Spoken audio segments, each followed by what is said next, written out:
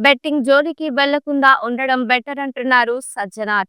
Betting యాప్‌ను promote చేసే social media ఇన్‌ఫ్లుయెన్సర్‌లకు పోలీస్ ఫిట్టింగ్ తప్పదంటూ వార్నింగ్ ఇచ్చారు. తన ట్వీట్‌లతో విరుచుకు పడుతున్నారు సజ్జనార్.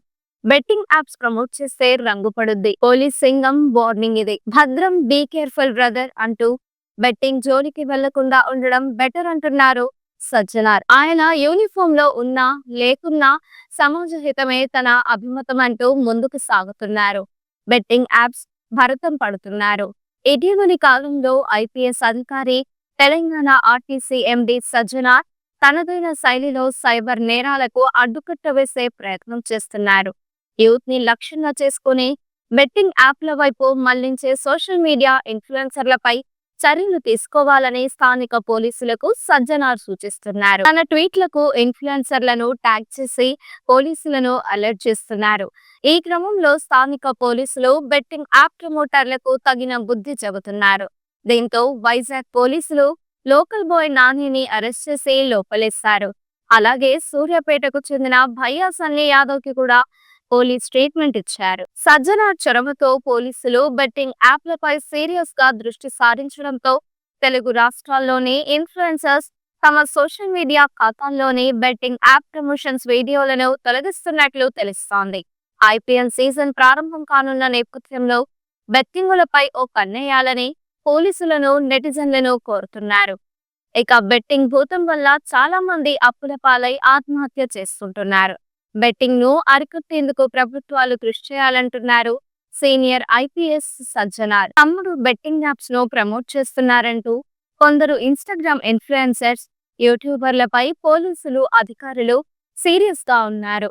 అలా ఇప్పటికే ఆ యాప్స్ ను ప్రమోట్ చేసిన పలువురు ఇన్‌ఫ్లుయెన్సర్లపై కేసులు నమోదయ్యాయి. అందులో ఒక ఇన్‌ఫ్లుయెన్సరే భయ్యా సన్నీ యాదవ్. ఒక మోటో రైడర్ గా సోషల్ మీడియాలో ఫాలోయింగ్ పెంచుకున్న సన్నీ బెట్టింగ్ యాప్స్ ను ప్రమోట్ చేస్తూ కోట్లు సంపాదించాడంటూ తనపై ఆరోపణలు వస్తున్నాయి. ముఖ్యంగా నా అన్వేషణ యూట్యూబ్ ఛానల్ ద్వారా ఫేమస్ అయిన యూట్యూబర్ అన్వేష్ సన్నీ యాదవ్ కు కోట్ల ఆస్తులు ఉన్నాయంటూ ఆరోపణలు చేశాడు. దానిపై సన్నీ యాదవ్ తమ్ముడు సీరియస్ గా స్పందించాడు. భయ్యా సన్నీ యాదవ్ ఇన్‌ఫ్లుయెన్సర్ అవ్వకముందే తన ఫ్యామిలీ వివిధ వ్యాపారాల్లో సెటిల్ అయిపోయింది. తన తండ్రి కష్టపడి మెడికల్ షాప్ పెట్టుకున్నాడని, అందులో తన అన్నకు ఏమీ సంబంధం లేదని తన తమ్ముడు చెప్పుకొచ్చాడు. మా అన్నయ్య యూట్యూబ్ లో ఇంత ఫేమస్ అవుతాడని ఎవరూ ఊహించలేదు. అదృష్టం కొద్దీ అయిపోయాడు. ఇంటి నిర్మాణంలో మా అన్నయ్య డబ్బులు ఏమీ లేవు. ఆయన కొంచెం సపోర్ట్ ఇవ్వగలడేమో కానీ మొత్తం ఇల్లు కట్టించలేడు కదా. అన్నయ్య సంపాదించుకున్న డబ్బులు ఆయనకే సరిపోతాయి.